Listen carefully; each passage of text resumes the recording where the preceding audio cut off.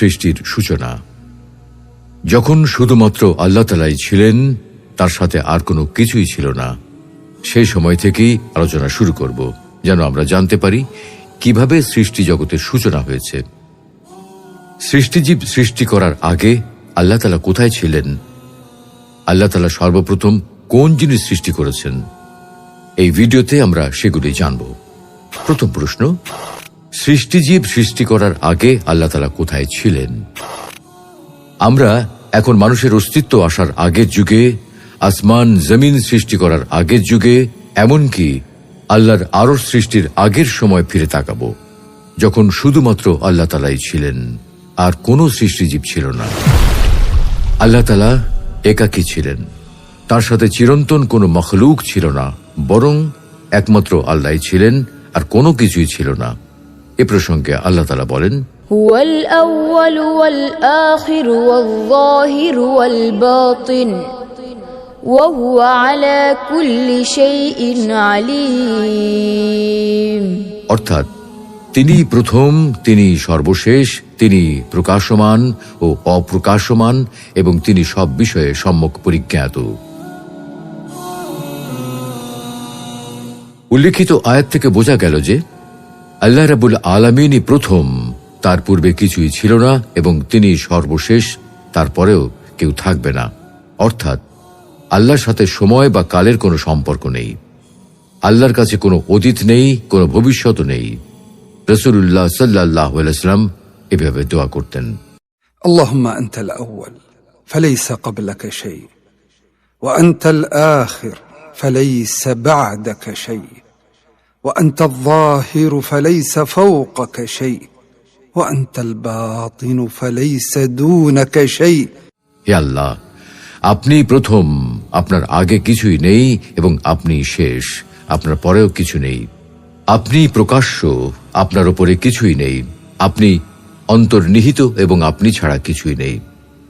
অপর একটি হাদিসে আবু রাজিন রাদিয়াল্লাহু তাআলা আনহু থেকে বর্ণিত, তিনি বলেন, আমি বললাম, হে আল্লাহ রসুল, আমাদের মহাপরাক্রমশালী প্রভু সৃষ্টিজীব সৃষ্টি করার আগে কোথায় ছিলেন?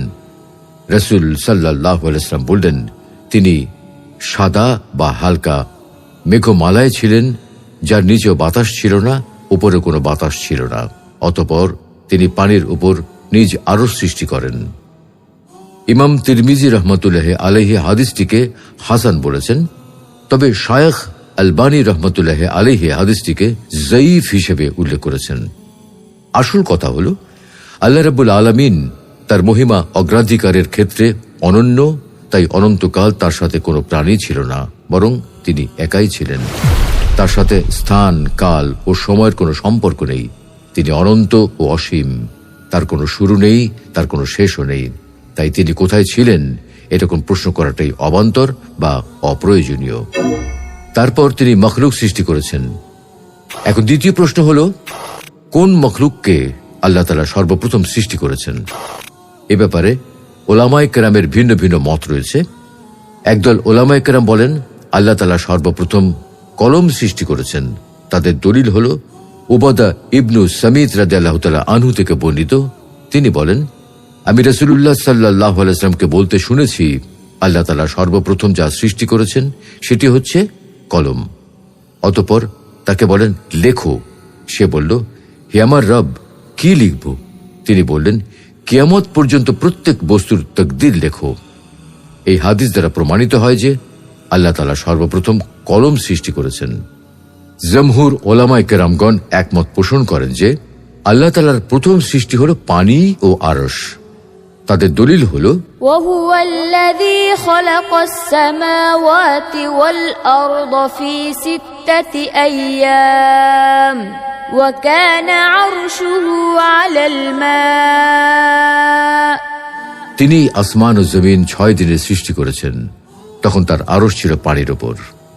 আরো একটি হাদিসে আব্দুল্লাহ ইবনে আমর ইবনুল আস রাদিয়াল্লাহু তাআলা আনহু থেকে বর্ণিত, তিনি বলেন, রাসূলুল্লাহ সাল্লাল্লাহু আলাইহি ওয়াসাল্লাম ইরশাদ করেন, আল্লাহ তাআলা আসমান ও জমিন সৃষ্টির 50,000 বছর আগে সৃষ্টির ভাগ্য নির্ধারণ করেছেন, তখন তার আরশ ছিল পানির উপর।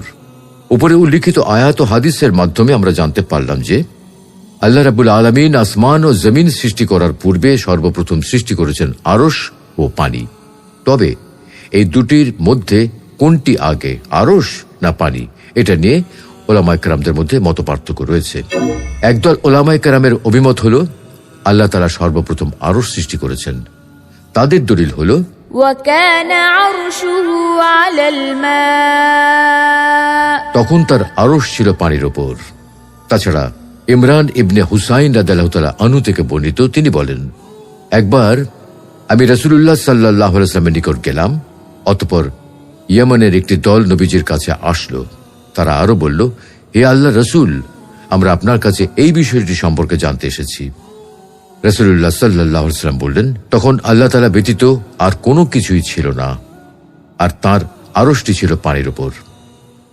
আরেক বর্ণনায় আছে, আব্দুল্লাহ ইবনে আব্বাস রাদিয়াল্লাহু তাআলা আনহু থেকে বর্ণিত, তিনি বলেন, আল্লাহ তাআলা সর্বপ্রথম আরশ সৃষ্টি করেছেন, অতঃপর তাতে সমাসীন হয়েছেন। আরেক দল উলামায়ে কেরাম বলেন, আল্লাহ তাআলা সর্বপ্রথম পানি সৃষ্টি করেছেন, তারপর আরশ সৃষ্টি করেছেন। তাদের দলিল হলো আল্লাহ তাআলার বাণী। وهو الذي خلق السماوات والأرض في 6 أيام وكان عرشه على الماء তিনি আসমান ও জমিন 6 দিনে সৃষ্টি করেছেন, তখন তার আরশ ছিল পানির উপর। অন্য আয়াতে আল্লাহ তাআলা বলেন, وجعلنا من الماء كل شيء حي এবং প্রাণবন্ত সবকিছু আমি পানি থেকে সৃষ্টি করেছি। আবু হুরায়রা রাদিয়াল্লাহু তাআলা আনহু থেকে বর্ণিত, তিনি বলেন, অতঃপর আমি বললাম, হে আল্লাহর রাসূল, সৃষ্টি জীবকে কি হতে সৃষ্টি করা হয়েছে? রাসূলুল্লাহ সাল্লাল্লাহু আলাইহি ওয়াসাল্লাম বললেন, পানি হতে সৃষ্টি করা হয়েছে। জান্নাতের বৈশিষ্ট্য সম্পর্কিত দীর্ঘ হাদিসের অংশ বিশেষ এতটুকু অংশকে যঈফ বলা হয়েছে। আব্দুল্লাহ ইবনে আব্বাস রাদিয়াল্লাহু তাআলা আনহু থেকে অপর একটি বর্ণনা রয়েছে, তিনি বলেন, আল্লাহ তাআলা আরশ সৃষ্টির পূর্বে সর্বপ্রথম পানি সৃষ্টি করেছেন, অতঃপর পানির উপর আরশ স্থাপন করেছেন। আল্লামা ইবনু হাজার আল আসকালানি, বদরুদ্দিন আল আইনি এবং ইবনুল কাইয়িম রাহমাতুল্লাহি আলাইহি প্রমুখ আলেমগণ এই মত পোষণ করতেন। তারা ইমরান ইবনু হুসাইন রাদিয়াল্লাহু তাআলা আনহু থেকে বর্ণিত সহিহ বুখারীর হাদিসটি ব্যাখ্যা করতে গিয়ে বলেন, আল্লাহ রাব্বুল আলামিন সর্বপ্রথম সৃষ্টি করেছেন পানি, তারপর সৃষ্টি করেছেন আরশ, তারপর আরশকে পানির উপর স্থাপন করেছেন। আর এ দুটোই হলো সৃষ্টির সূচনা। তারপর লাউহে মাহফুজে লেখার জন্য কলম সৃষ্টি করলেন, তারপর কলমকে তাকদীর লেখার জন্য আদেশ করলেন, এরপর আসমান, জমিন এবং এর মধ্যবর্তী সব কিছু সৃষ্টি করলেন। অতএব পানি হলো সৃষ্টির সূচনা বা অরিজিন। সমস্ত সৃষ্টি জীবকে পানি থেকে সৃষ্টি করা হয়েছে। অতএব উপরে উল্লেখিত আলোচনা থেকে আমরা এটাই বুঝতে পারলাম যে আল্লাহ রাব্বুল আলামিন সর্বপ্রথম পানি সৃষ্টি করেছেন, তারপর আরশ সৃষ্টি করেছেন এবং তারপর আরশকে পানির উপর স্থাপন করেছেন। তারপর আল্লাহ রাব্বুল আলামিন তার সৃষ্টিকুলের মধ্যে সর্বপ্রথম কলম সৃষ্টি করেন এবং কলমকে তাকদীর লেখার জন্য আদেশ করেন। তার আরো 50,000 বছর পর আল্লাহ রাব্বুল আলামিন আসমান, জমিন এবং তার মধ্যে যা কিছু রয়েছে তা সৃষ্টি করেছেন। মহান আল্লাহ রাব্বুল আলামিন আমাদের সকলকে কোরআন ও সুন্নাহ ভিত্তিক আমল করার তৌফিক দান করুন। আমিন।